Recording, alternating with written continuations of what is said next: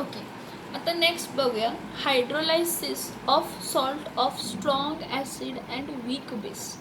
Acid strong आहे पण salt कसं आहे, salt is made up of strong acid and weak base. हे बघा, सॉल्ट आहे तर वॉटरमध्ये कम्प्लिटली डिसोशिएट होणारच. त्यापुढे काय होणार हे इम्पॉर्टंट आहे. आता सॉल्ट ऑफ स्ट्रॉंग ॲसिड आणि वीक बेसचं एक्झाम्पल बघूया.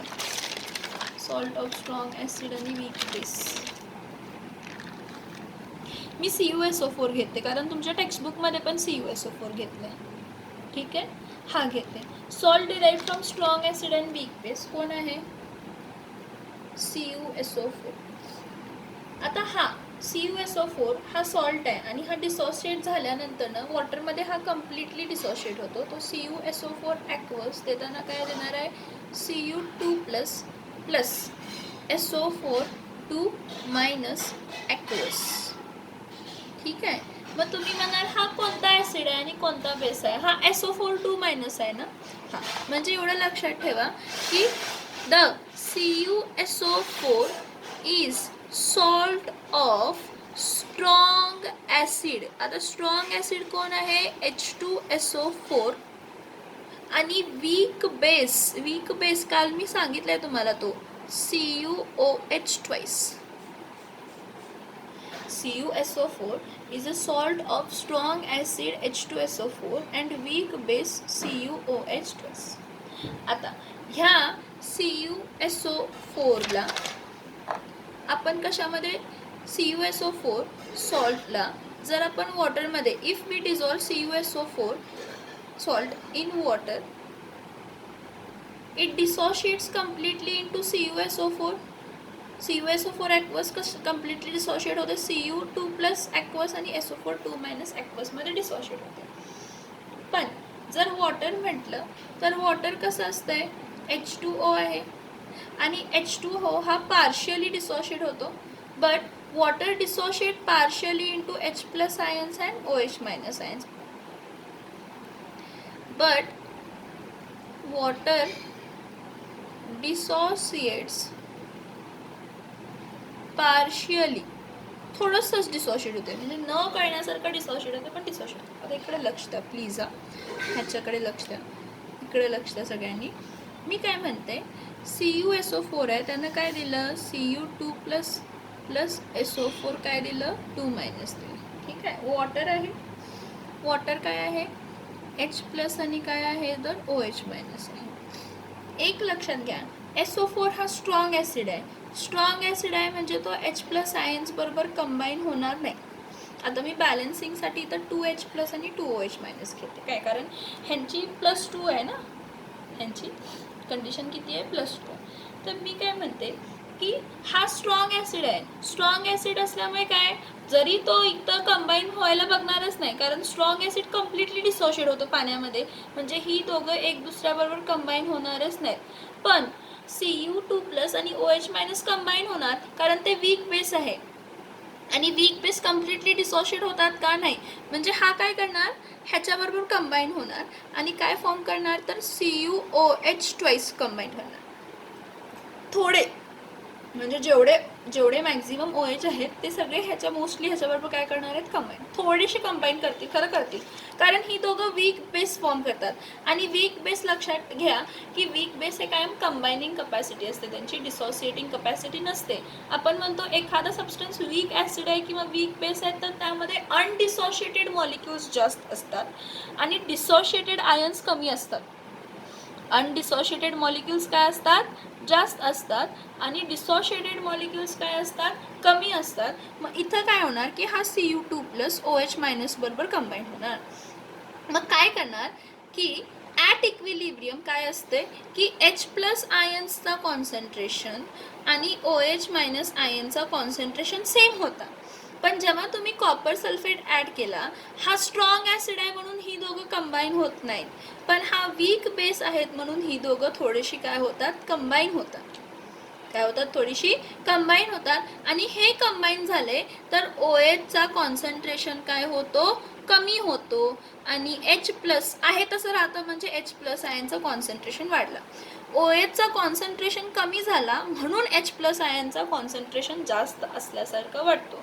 मग जर हा एक सॉल्ट आहे आणि ह्या सॉल्टमध्ये वीक बेस असल्यामुळे हे कंबाईन झाले असतील आणि H प्लस आयन्स जास्त राहत असतील, तर hydrolysis of salt of strong acid आणि weak base, hydrolysis of salt of strong acid आणि वीक बेस काय देणार आहे? Acidic salt. हायड्रोलायसिस त्याचं काय देणार आहे? कसली सॉल्ट देणार आहे? Acidic salt. काय देणार आहे? Acidic salt. बघा हे सगळे पॉईंट्स परत एकदा मी तुम्हाला आहे तसे एक्सप्लेन करते, इन वर्ड्स एक्सप्लेन करते. आता कसे करते तर वर्ड्समध्ये करते. हे बघा, आपण काय म्हणणार की CuSO4 आहे, हा CuSO4 कशामध्ये झाला? Cu2 प्लस प्लस SO4 कशामध्ये झाला? तर 2 मायनसमध्ये काय झाला? सेपरेट झाला. ठीक आहे, पण SO4 2 minus anion have no tendency to combine have no tendency to combine with H plus ions of water because they form strong acid. काय फॉर्म करतात ते? Strong acid. कोणता? तर H2SO4 which dissociates in water completely. म्हणजे हा आयुष्यात कधी combine होणारच नाहीत का? परत ते डिसोशिएट होणार आहेत. स्ट्रॉंग ॲसिड फॉर्म झाल्यामुळे तो परत डिसोशिएट होणार आहे completely. But some ions of Cu2 plus combines with some ions of OH minus. Some ions of Cu2 plus combines with some ions of OH minus of water. Of what? Water. Which disturbs the equilibrium. Which disturbs the equilibrium, and due to which H plus ions concentration increases and OH minus ions concentration decrease झाला. म्हणजे काय? हे use झाले. आता हे कमी झाले असतील तर हे काय असणार आहे? जास्त असणार आहे. मग जर H प्लस आयनचा कॉन्सन्ट्रेशन काय असेल? जास्त असेल, तर हा कसा नेचरमध्ये असणार आहे? ॲसिडिक नेचरमध्ये असणार आहे. सो आपल्याला काय देणार? आपण ह्या Cu2 प्लस जो आहे हा मी बॅलन्सिंगसाठी 4H2O घेते. काय देणार आहे? CuOH काय देणार आहे? ट्वाइस. प्लस काय देणार आहे? 2H प्लस, म्हणजे 2H3O प्लस लिहिते. प्लस 2H3O प्लस देणार, म्हणजे इथं 4OH जे आपण घेतो, किती OH घेतो? 4OH जे घेतलेत, 4H2O जे घेतलेत, त्या 4H2O मधले 2H2O इथं काय झाले? कंबाईन झाले. ठीक आहे, सोप्या भाषेत लिहित चला. ठीक, Cu2 प्लस प्लस काय होणार आहे? 2H2O जर मी घेतले, 2 वॉटर मॉलिक्यूल जर घेतले, तर हा काय फॉर्म होणार आहे? CuOH twice plus 2H plus form होणार आहे. म्हणजे H प्लस आयन्स जास्त राहिले आणि हे OH कंबाईन झाले ह्याच्याबरोबर. मग due to presence of excess of H plus ions, due to presence of what? हे बघा, Cu2 प्लस प्लस 2H2O, मी 4H2 हायड्रोनियम आयनच्या जागी H प्लस आयन दाखवलं. Cu2 प्लस प्लस 2H2O काय देणार? तर Cu 2H प्लस कसे आहे? 2H प्लस प्लस OH काय आहे? मायनस आहे. OH काय आहे? मायनस आहे. मग CuOH ट्वाइस आणि 2H प्लस जास्त राहिले. आता काय झालं? हा एक्सेसमध्ये राहिला H प्लस आयन्स, आणि काय होतं? Due to presence of H plus ions the resulting solution becomes acidic. H plus ions extra राहिले due to presence of excess of H plus ions or H plus ions किंवा textbook मध्ये दिले H3O plus ions same आहेत. Due to presence of excess of H plus ions or H3O plus ions the resulting solution, जो resulting solution हा of copper sulphate काय बनतो? Acidic. And it turns what it turns? It turns blue litmus red. काय करतो तो blue litmus कशामध्ये convert करतो red. हे बघा, जर मी काय म्हटलं CuOH आता सोल्युशनमध्ये फॉर्म झालं. सिन्स CuOH हा जो स्पॅरिंगली सोल्युबल आहे हा फॉर्म झाला आहे, इट क्रिएट्स टर्बिट नेचरमध्ये असतो तो. CuOH हा स्पॅरिंगली सोल्युबल टर्बिट फॉर्म करतो. ॲक्वस सोल्युशन ऑफ CuSO4 ला टर्बिट करतो. CuOH ट्वाइस फॉर्म झाल्यामुळे तो सोल्युशनला टर्बिट करतो. टर्बिट म्हणजे मी इथं म्हणते गढूळ करतो. म्हणजे पाणी व्हाईट आहे पूर्ण कन्सिडर करा, पाणी ट्रान्सपरंट आहे कन्सिडर करा, आणि मग व्हाईट झालं म्हणजे तुम्हाला क्लॅरिटी दिसत नाही आहे त्यातून. काय दिसत नाही आहे त्यातून? क्लॅरिटी दिसत नाही आहे. मग जर ही टर्बिडिटी घालवायची असेल, आता ही टर्बिडिटी का आली तर OH आयन्स कंबाईन झाले. मग त्यामुळे काय झालं, OH आयन्स कंबाईन झाले तर त्यामुळे काय झालेलं आहे, OH आयन्स कंबाईन झाले त्यामुळे काय झालेलं आहे, H+ आयन्स काय झालेले आहेत, वाढलेले. सो आपण काय करायचं, त्यामध्ये टर्बिडिटी वाढवल्यामुळे आपण काय करायचं, जरा जास्त H2SO4 ॲड करायचं. काय ॲड करायचं, जास्त H2SO4 ॲड करायचं, सो दॅट की तो इक्विलिब्रियम काय होतो, शिफ्ट होतो आणि आपल्याला क्लिअर सोल्युशन मिळतं CU2SO4चं. कशाचं? CU2SO4चं. बघा मी काय म्हणते, फॉर्मेशन कशाचं, फॉर्मेशन ऑफ स्पॅरिंगली सोल्युबल. कोण स्पॅरिंगली सोल्युबल फॉर्म झाली आहे, formation of sparingly soluble CuOH twice by hydrolysis of salt. कोणती सॉल्ट होती, by hydrolysis of salt CuSO4. By hydrolysis of salt with salt CuSO4. The aqueous solution काय होतं, CuSO4चा काय होतं, टर्बिट म्हणजे अंधुक होतात, क्लिअरली दिसत नाही त्यात. मग जर तुम्ही H2SO4 ॲड केला, काय ॲड केला, H2SO4. If H2SO4 is added, त्या म्हणजे आपण H+ आयन्स ॲड करतो त्यामध्ये. इफ H2SO4 इज ॲडेड, जो इक्विलिब्रियम आहे hydrolytic, the hydrolytic equilibrium shifts to left. कुठे शिफ्ट होतो, लेफ्ट. द हायड्रोलायटिक इक्विलिब्रियम कुठे शिफ्ट होतो, लेफ्ट होतो. आणि त्यामुळे जी टर्बिडिटी फॉर्म झालेली असते, a turbidity of CuOH twice dissolves